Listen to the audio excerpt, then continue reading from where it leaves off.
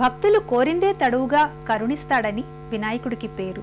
అందుకే ఓ బాల భక్తుణ్ణి ఆదుకునేందుకు గణనాథుడు బల్లాలేశ్వర్ పేరుతో పాలి క్షేత్రంలో వెలిశాడు.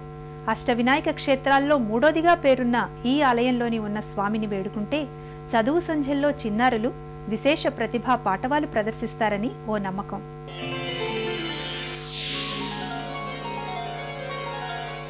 పూర్వం బల్లాల్ అనే బాలభక్తుడు వినాయకుణ్ణి పగలనక రాత్రనక పూజించేవాడు. గ్రామంలోని మిగతా చిన్నారులను కూడా పోగుచేసి గణపతిని పత్రి పుష్పాలతో ఆరాధించేవాడు. బల్లాల్ విపరీత భక్తిని చూసి గ్రామస్థులే కాక అతడి తండ్రి కూడా ఆగ్రహం చెందాడు. బల్లాల్ను శిక్షించబోయాడు. అంతలో విఘ్నేశ్వరుడు ప్రత్యక్షమై బల్లాల్ను రక్షించాడు. ఆ బాలుడి భక్తికి మెచ్చి అక్కడే స్వయంభువుగా వెలిశాడు. వినాయకుడు బల్లాలేశ్వరుగా వెలసిన ఈ క్షేత్రమే పాలి.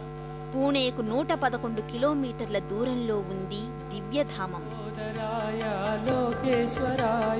కల్మషహరణ కరుణాంతరంగ లంబోదరాయ లోకేశ్వరాయ జయ గణేశ శ్రీ విఘ్నరాజ గౌరీ నందన జ్ఞాన ప్రదాత జయ గణేశ శ్రీ విఘ్నరాజ గౌరీ నందన జ్ఞాన ప్రదాత. ఇక్కడ స్వామివారు 2 రూపాల్లో దర్శనమిస్తాడు. బాలభక్తుడు బల్లాల్ పూజించిన విగ్రహం దూండి వినాయకుడిగా పూజలందుకుంటోంది. వినాయకుడు స్వయంభువుగా వెలసిన మూర్తిని భక్తులు బల్లాలేశ్వరుగా పూజిస్తారు. చదువు సంధ్యల్లో రాణించాలనుకునే చిన్నారులు ఈ స్వామిని పూజిస్తే విశేష ఫలితం పొందుతారని ప్రతీతి. ఇక్కడ స్వామికి ప్రతినిత్యం ఉండ్రాళ్లకు బదులుగా బూందీ లడ్డూలను సమర్పించటం మరో విశేషం. ఇటువంటి ప్రత్యేకత మిగతా అష్టవినాయక క్షేత్రాల్లో కనిపించదు.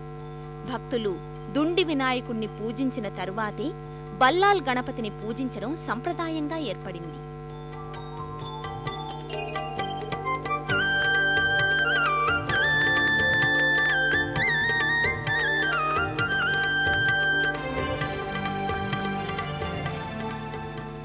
మహడ్లో ఉన్న 4వ క్షేత్రం వరద వినాయక ఆలయం.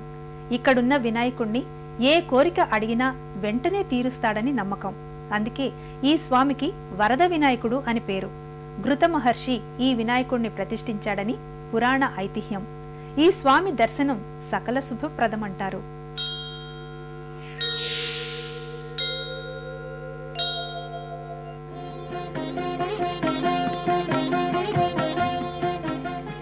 వరాలు కురిపించేందుకు వినాయకుడు వెలిసిన 4వ దివ్యక్షేత్రం మహడ్.